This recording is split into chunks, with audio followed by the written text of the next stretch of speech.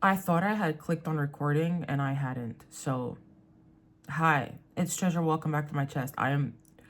It's just, I was already saying in the video that I was just going through it and it was gonna be hard today. And then like 3 minutes in, I'm just like, wait, it's not actually recording. So anyways, welcome back to my channel. This is the week 3 of the artist way. I'm going through it this week. I feel like shit. I'm on my period. The heater is still broken in my fucking apartment building. I lost electricity 4 times. There was fucking even firefighters that came in yesterday. Like, my week has been rough. But I still did my shit and I made a promise to myself. And even if nobody seems to give a fuck about the series that I made, I said I was gonna film myself and make these videos until the end of the course, so I will say what I said I was gonna do because I kept the promise to myself. And anyways, and we're working on that. We're working on keeping promises to ourselves. If I said I was gonna do something, I'm trying to keep up with it. So, making sure this shit is fucking recording. So, Artist Way, week 3. The week is recovering a sense of power. I'm gonna reread the part that I had read. Sorry if my energy is off today. I'm really sorry. I don't want to be negative, but it's just like This week may find you dealing with unaccustomed bursts of energy and sharp peaks of anger, joy, and grief. You're coming into your power as the illusory hold of your previously accepted limits is shaken. You will be asked to consciously experiment with spiritual open-mindedness. I can't read today for shit. I'm so sorry. So I'm just going to filter and kind of check because I don't remember what they was talking about.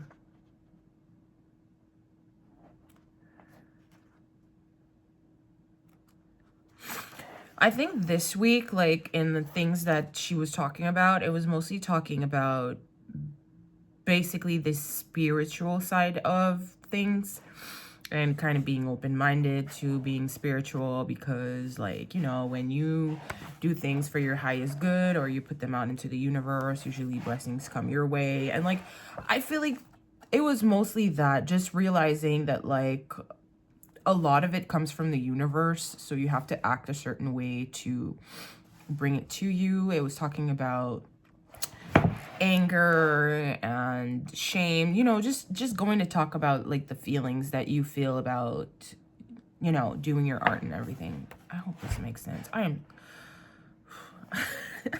going to be okay. It's okay, Treasure. It's okay. Talked about growth, you know,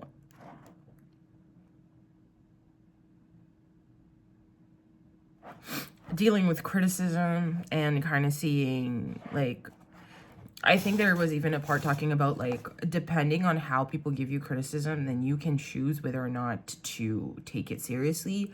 And then there's even an exercise of like what to do when someone give you criticism, just so you can like kind of let go of it, kind of let go of like the negative impact of the criticism. Because let's be real, like some people will give us good criticism as others will say it or do it in a certain way that will make us feel like we're pieces of shit or we just suck, and it's not like actual useful criticism. So it's kind of to see the difference between both and only taking the one that's actually good.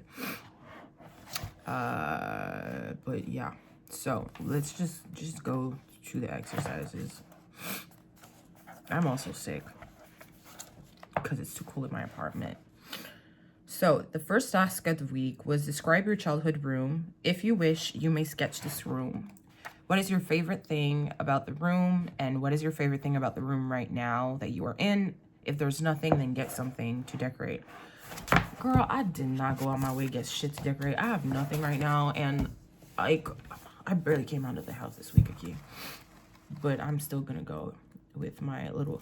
Now, like, funny shit is, this is my description of the room. Do you know why it's this crazy? Okay, I think the 2 fucking hoodies looks fucking nuts. Anyways.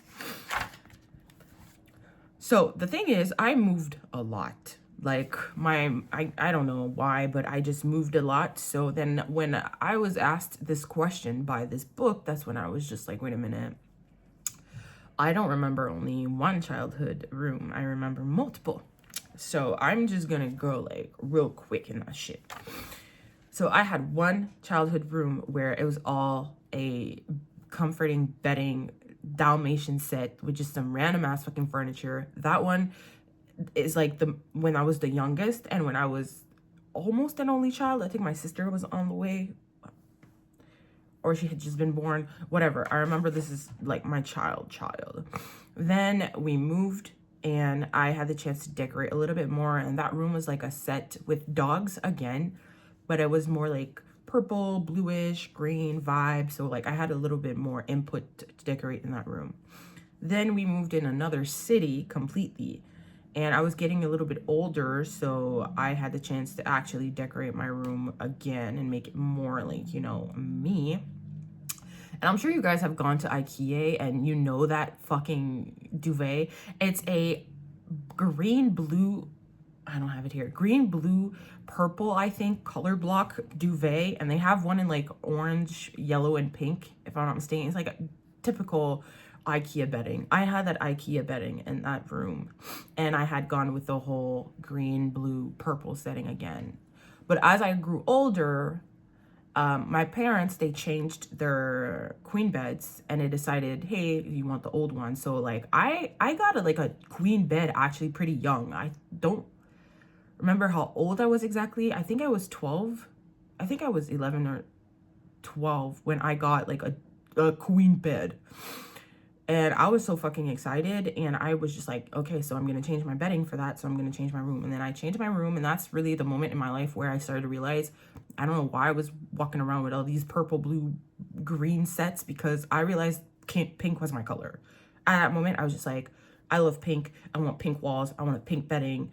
And that's really like a moment where I really started to feel like more like myself. I was just like, okay, this is me. I love the pink, I love the queen bed, and I love that room.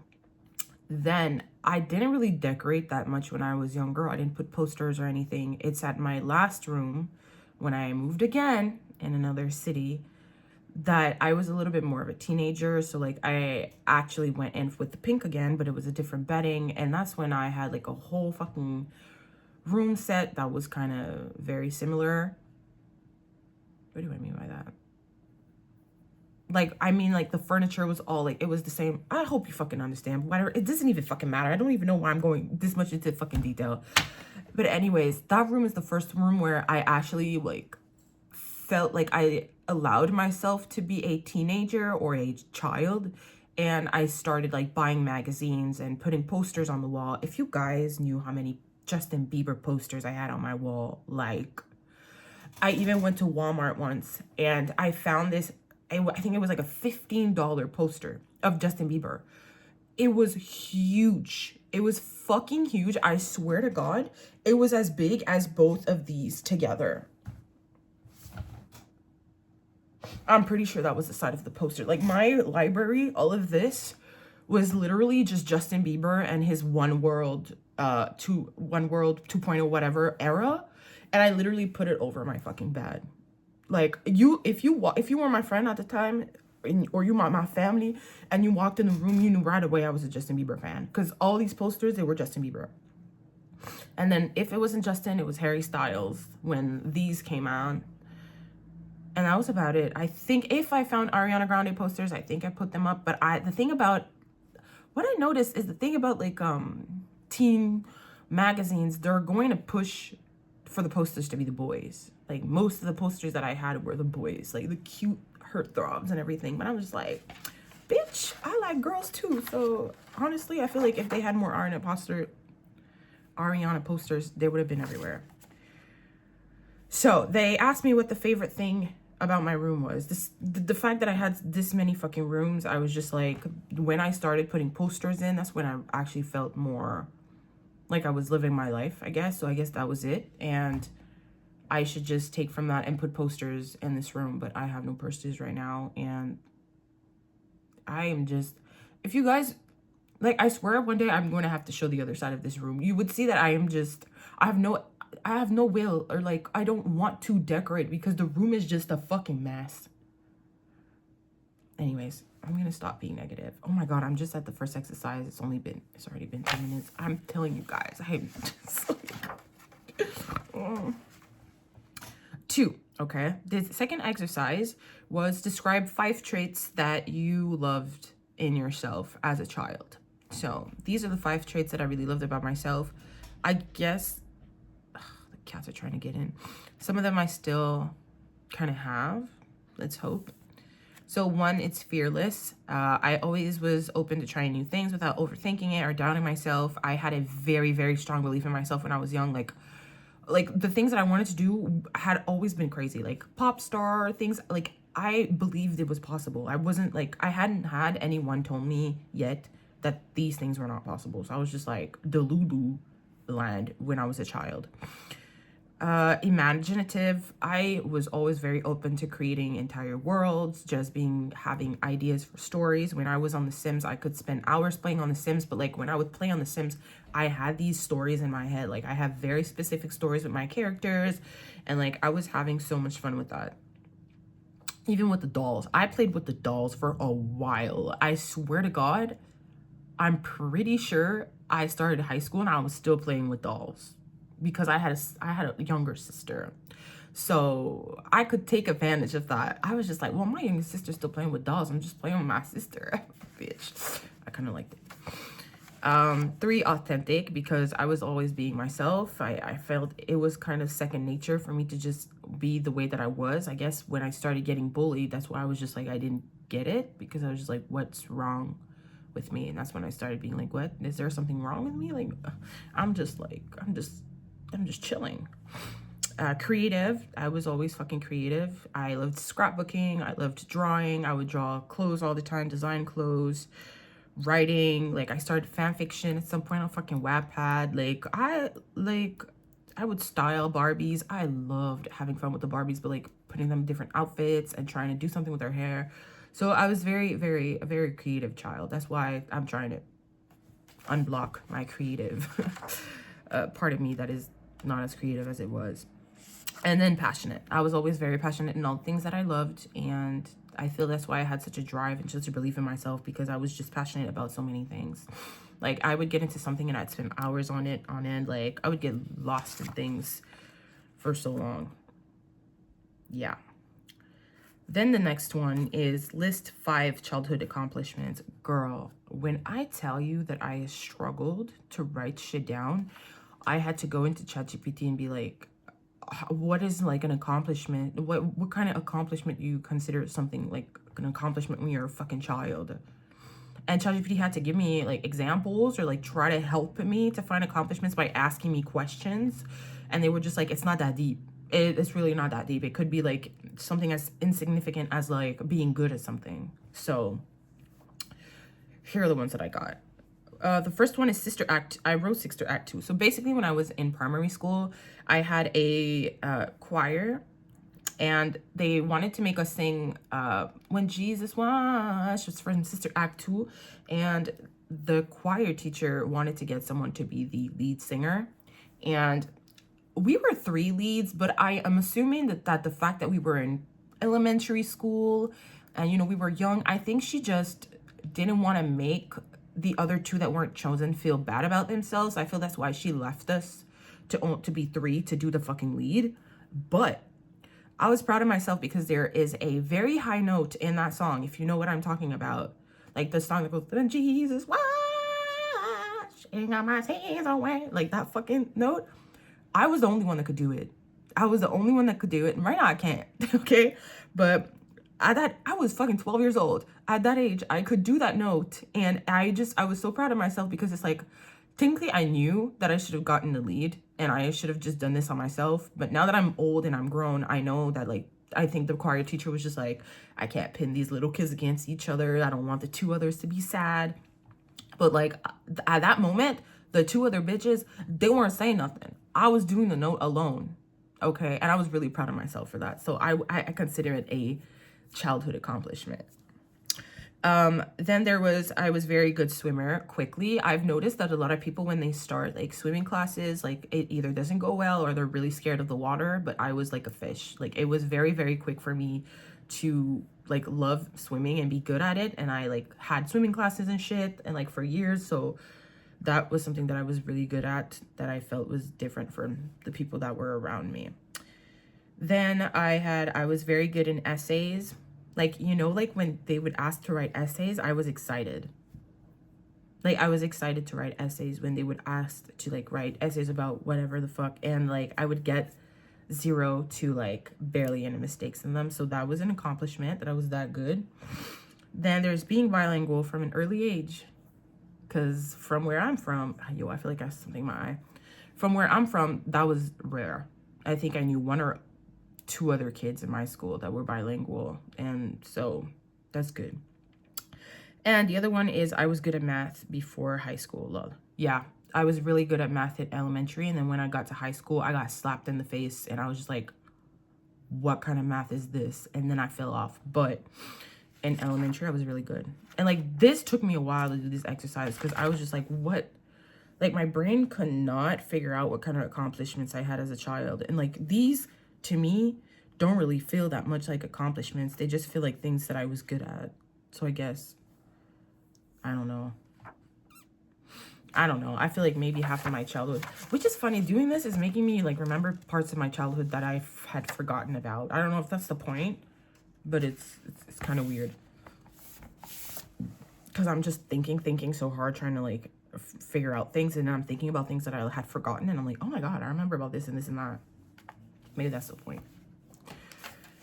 Okay.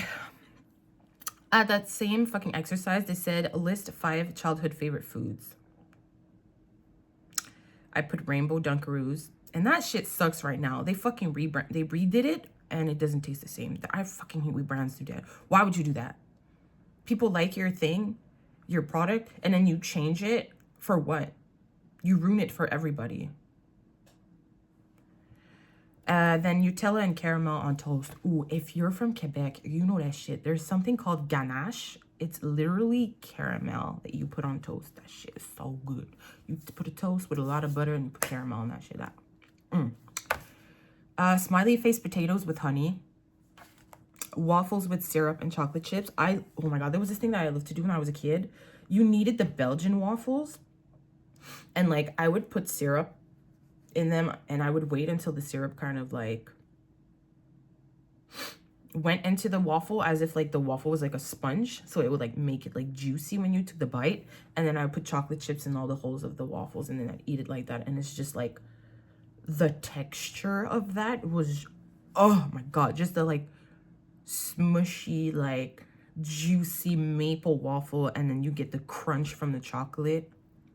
Like, at this point, the texture got me more crazy than the fucking taste.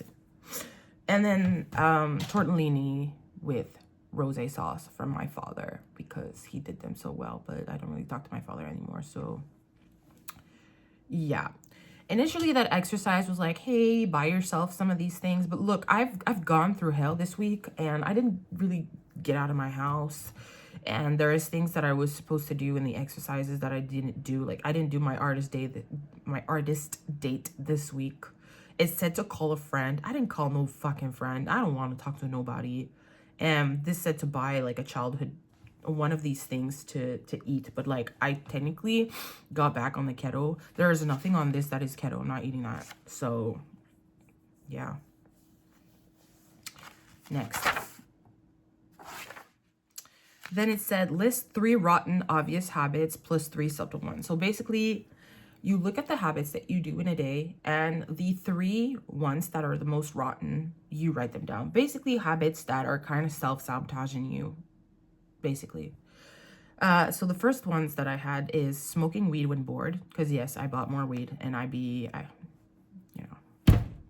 just gonna go. Doom scrolling when I'm bored, because doom scrolling when you're bored is such a bad idea, because you get stuck in it for so long without even realizing. This thing, you know, you've been doing this for 3 hours, and then you're just like, I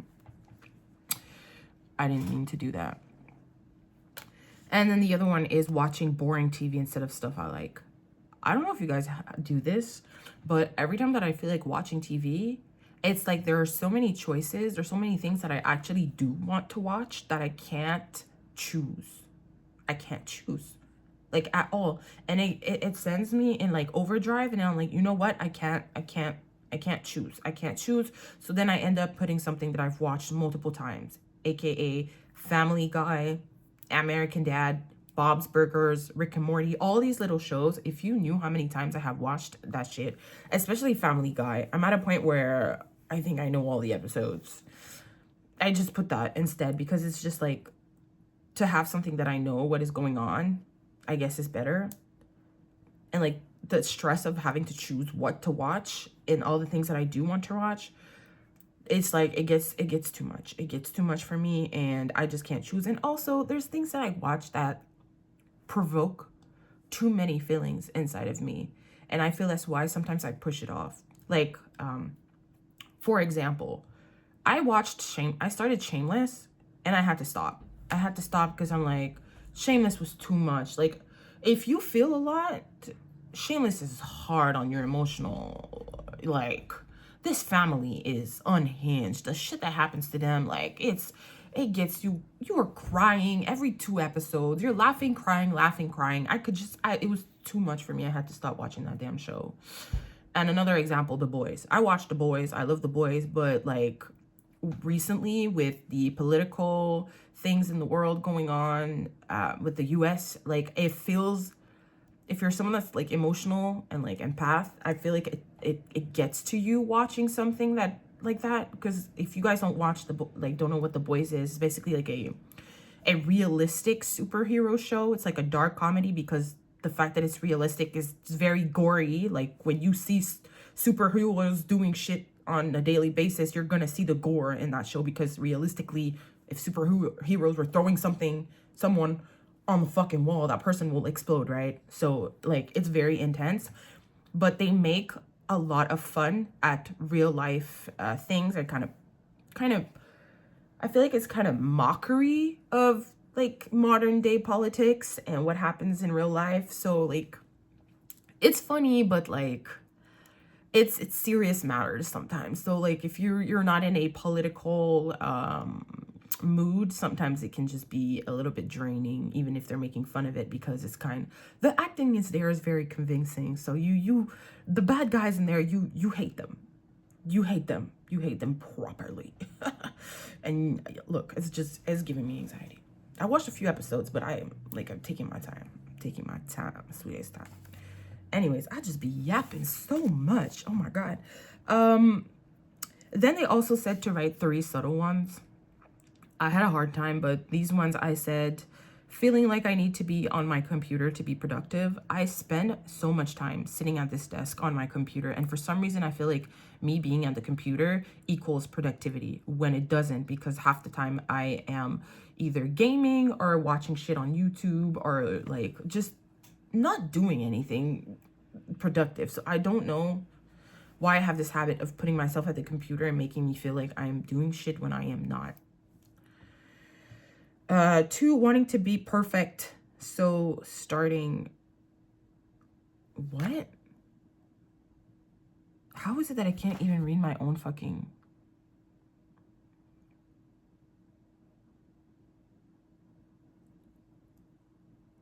Wanting to be perfect, so starting over. Oh, damn. Oh my god. Perfectionism at its finest. I have an issue with literally scrapping shit and starting over if I am too much of a perfectionist. Yo, I have notebooks. Do you see how skinny this notebook is? Because I need my shit to be a certain way. And if I start writing with a pen and I fuck up the word, putting like whiteout and stuff, no. I have to rip the whole page out. Yeah, and I've had issues like this with a lot of things, and like this is like, I feel like it self-sabotages me, because I could do something that is amazing. There's one thing that bothers me. It could send me into a spiral. I could either start over, delete the shit, or just, I just be doing this with a lot of things. And that's why I love things on the computer, because you can just modify it and you don't have to start over. Like, let's say this, okay? Like me writing in this with a real pen. When I fuck up with that pen, I feel like just ripping the page off. If I have an Excel document, I can just modify it and I don't need to scrap the whole thing. So I don't know if it's just I'm just crazy or if it's the neurodivergent in me that is making me cuckoo like this, but you know, that's me. Perfectionism, my perfectionism is kind of self-sabotage sometimes because like I'd be wasting time just for a little tiny detail that most people don't even see sometimes, but I do. So yeah. Procrastination that leaves more stress. So basically, I procrastinate a lot. And sometimes I procrastinate to the last minute. And I see it as self-sabotage because you feel like shit when you procrastinate. Like you feel like shit because you're just worrying about the thing that you have to do the whole time. You're not actually resting and having fun when you're not doing it because you're just thinking about it the whole time. If I would just do it right away, I wouldn't be stressing over it. So it's kind of self-sabotaging to just procrastinate everything because I'm just in a 24-hour just overthinking shit all the fucking time just because I decide, hey, instead of just doing it right away and getting rid of it, let me just wait until last minute. I just don't know why I am the way that I am sometimes. And then like the book was kind of asking, what is the payoff in doing this? And like, what is the use of this? And I was just like, there is no payoff. There is no use to this except self-sabotaging, obviously. What is the payoff of me doing all this shit and wasting my time? It's basically just making me waste my time. So I was just like, there's no fucking payoff in that. I'm like, am I the one that didn't like understand the question? Or, I don't know. Anyways, the next one was list 3 friends that nurture you. I'm not going to be listing nobody. Like, I don't want to list names in the video. But I did list 3 friends that nurture me, and I think they're honestly the only friends that I do feel nurture me. Like I'm happy they had a 3-person list because I honestly, if they said more than 3, I wouldn't be able to write them down. And it also said to write their traits, like the traits about them that you like appreciate from them. The first one I did write like she was patient, she was understanding, she was soft, encouraging, and we had similar aspirations, so that helps. Then the other one was encouraging, understanding, a good listener, present, and the other one was more, the last one is more like direct, but very encouraging, doesn't think I'm delusional. You know, like the friends that nurture me basically are the ones that kind of support me in my delusions, but don't enable me and are kind of still keeping it real, but just being a certain way that I don't feel like I have to be someone else when I'm around them. And I feel safe talking about what I want to do and the things that I like because I know that they won't judge. They will listen, but they won't judge. It's already 30 minutes. Girl, I'll just be yapping. Anyways. Let me see what are the other things. Yeah, so 6 was call a friend. I'm not calling nobody. 7 was take an hour to follow your inner compass by doing an artist brain activity. Like I said, I had a rough week. I did draw in my book this week. I did do some fashion design, but I didn't do an hour. I did 1 design and then I stopped. So one day I'll show you guys my designs, but I'm very, very, very, very self-conscious when it comes to my design. I don't know why. Like even my roommate looked at them the other day and she complimented it and I couldn't even accept the compliment. I was just like, you're lying. Why am I saying that? Like, we're not in that mindset anymore. We're not in that energy anymore to just tell people they're lying when they're giving you compliments. I even caught myself, like when I said that to her, I was just, my brain was just like, did I really just say that? So yeah, I'm not, my nose is so itchy. I'm not in a headspace to show my designs. I know someone commented before to be like, oh my God, I'd love to see your drawings, but like, I don't know why. There's just something about that just, I guess it's because I care so much about it because fashion is very important to me. Fashion design and everything. So I guess that's why like I'm even more self-conscious about it. But yeah. Okay, so except for the ones that I didn't do. The next one is list 5 people you admire plus 5 you secretly admire. First of all, I tried to find secretly, like people that I secretly admire and I couldn't. I don't know if I didn't think long enough, but it's just like, there's no one where I'm just like, yeah, I secretly admire them. Yeah, no. So I decided basically the 5 first ones are the ones that inspire me, that I admire the most. And the 5 others are people that I feel are more recent. They're not kind of part of my lore. The first 5 ones, I feel like they're part of my lore at this point. But the 5 others are kind of more recent, and I hope this makes sense. Anyways, I'm just gonna go ahead. So basically they say to list the 5 people and also list the traits about them that you admire. So first one is Ariana Grande.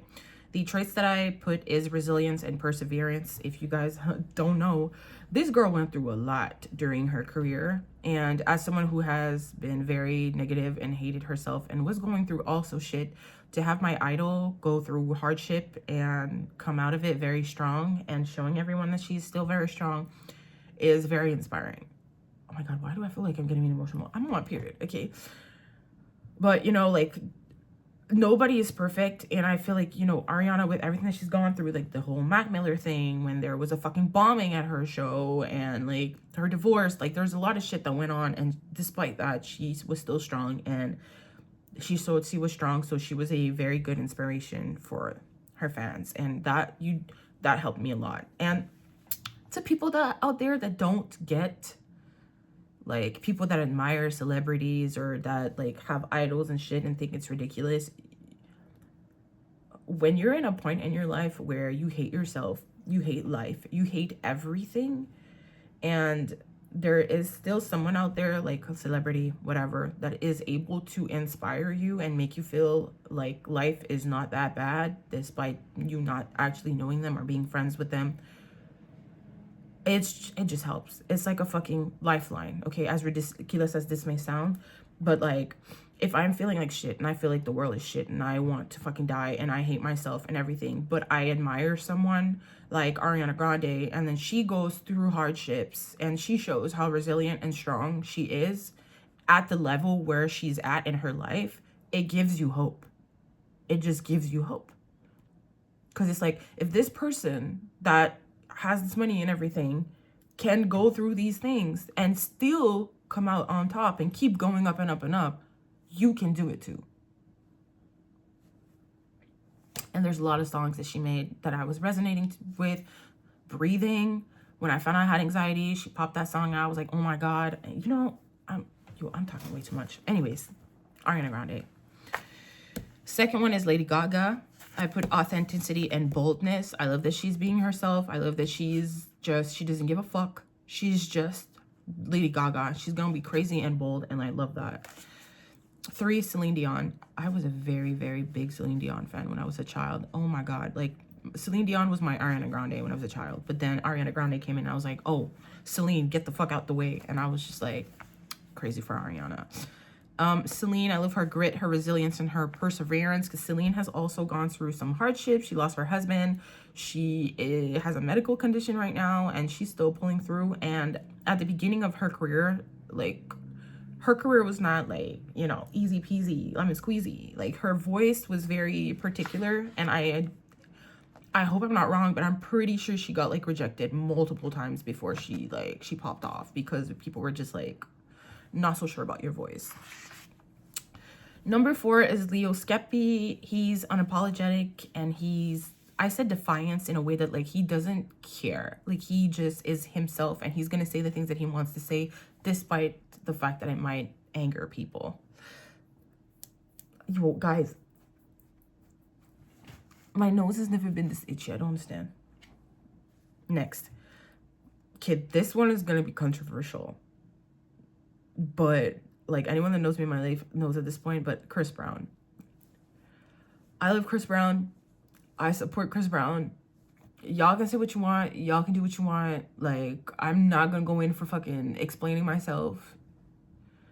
You do you, but whatever. I just believe in giving people second chances, especially when your fuck up was when you were like literally not even a fucking adult yet. But anyways, I'm not gonna get into that. I wrote tenacity and resilience from him because I don't know if you guys have noticed, but he has been like, he's starting recently to finally get recognition for the work that he's doing. He won a fucking Grammy for his last album.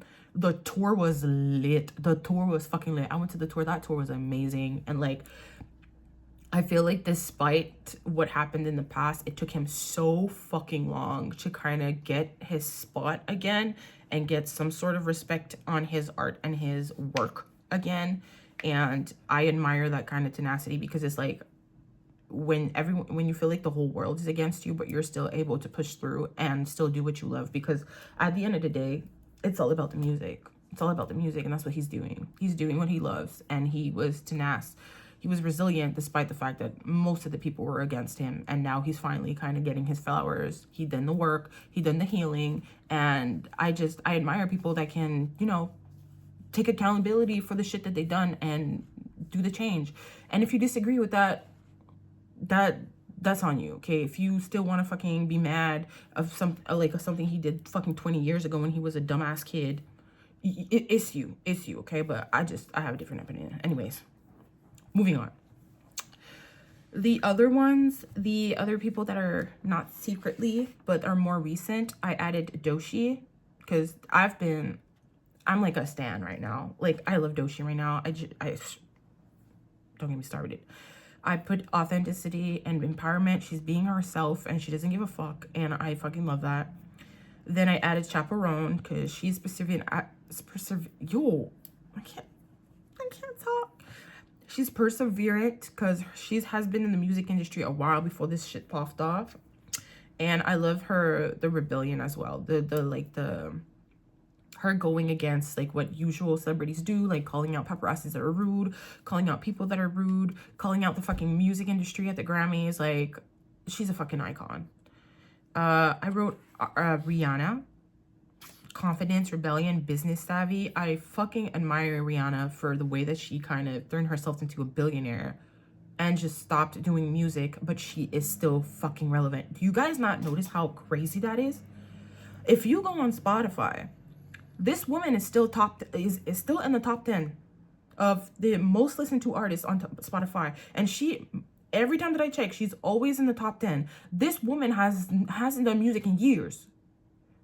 She has done anything but put music out, and she's still in top 10 most listened to artists in the world.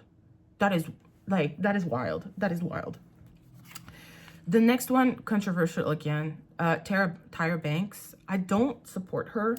The reason why I put her there is when I was young, I admired the fact that she had multiple interests, because when she was on America's Next Top Model, whatever, she was a photographer, she was a producer, she was this and this and that. And when I was a child, I was just like, oh, okay, so I'm allowed to have a lot of interests and want to do multiple jobs at the same time and make them fit together. That's possible. So that's something that I admired about her. And the fifth one is Lil Nas X. I love the rebellion aspect of the way that he's authentic. I really love the way that he kind of plays with the media and kind of manipulates things so it goes in his way. Like the way that he didn't fucking come out, that he pretended that he was like straight for a while before he started coming out, and like it just did the whole thing with Montero. Anyways, I'm not gonna get in, I'll just be yapping so much. So yeah. And then obviously I noticed that there's a lot of things that I see in these people that are similar, like perseverance, resilience, authenticity, like business savvy, confidence, rebellion. They're all like things that are repeating themselves. So obviously I admire these people for similar things. Then the next one, I said list 5 people that are dead that you would have wanted to meet before they died. And list 5 people that you would want to hang out that are dead. I don't really admire that many people. Like, I don't have that many people that I have admired that died. So I was just like, I don't know. It took me a while to do the exercise, but in the end, for the 5 people that I wished I've met, I put Prince, Whitney Houston, Thierry Mugler. I didn't even know he was dead. That's like, shame on me. Gianni Versace and Marilyn Monroe. And then the 5 others to hang out with, I put Betty White, Mac Miller, Juice WRLD, Prince, and Bob Marley. I had a hard time doing this because I was just like, why do we want to hang out with dead people? I'm just confused.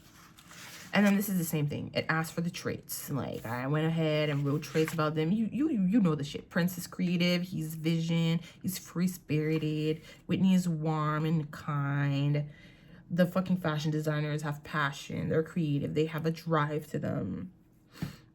You know, these are little traits. And I just, at the point, when I did this exercise, I didn't really understand what the fuck it was for. But then the last number was like, oh, compare the sets of lists and write like a list of the things that you admire and the things that you should admire from the ones that you made before. And admire, put authenticity, resilience, boldness, unapologetic, perseverance, defiance / rebellion, business savvy, free-spirited, passion, and drive. These are all the things that I admire, and I are all the things that I aspire to be. And the shoulds, I wasn't really sure how I would go about this shit, but I was just like, I should focus a little bit, like be more admired of emotional honesty, playfulness, wisdom / philosophy, grit, empowerment, confidence, and kindness. Honestly, I don't know if I did these exercises right. Half the time that I do these exercises, I don't know if I'm doing them right because, again, I am someone that's very, very visual, okay? So if I read in a book something that I have to do, like, sometimes I'm not sure I'm doing it correctly, but, you know, as long as I do it, I think I should be proud of myself. And that's about it for this week. Sorry if I've been kind of negative and kind of meh. But, yeah. I just wanted to go over the exercises and what I wrote and explain what went on for this week. And I'm just hoping that the week that's coming up is going to be better, that my nose is not going to be itchy, that my period is not going to piss me off, that the heater will come back one day, that the electricity will stop fucking going off, that we won't have another fucking fire truck people come in this bitch. Like, I'm just, life is rough. Life is rough, and I'm trying to be positive. I'm trying to be positive because I'm telling myself this is the universe. The universe is testing me. The universe is testing me and my roommate. They like real properly right now, real properly. So yeah, so the next week will be recovering a sense of integrity, and so I'll be doing the same shit. I'll be filming this shit next week and reposting it and keep doing this course because so far I think it's helping me. It's helping me really trying and understand where my creative blocks come from, where my doubt come from, like trying to really understand at one point, like my brain was just like, hey, let's stop being creative, fuck this shit. So far I like it. And yeah, I'm actually proud of myself. I'm being so consistent with this book, that I'm being so consistent with my YouTube, even if it's not going the way that I anticipated or that I want. But let's be proud of ourselves for being consistent. Honestly, I haven't been this consistent in my life in a long time. So I need a clap. I get like a tap on the back. Good girl. Good girl. But yeah, so thanks for watching, and I'll see you next week.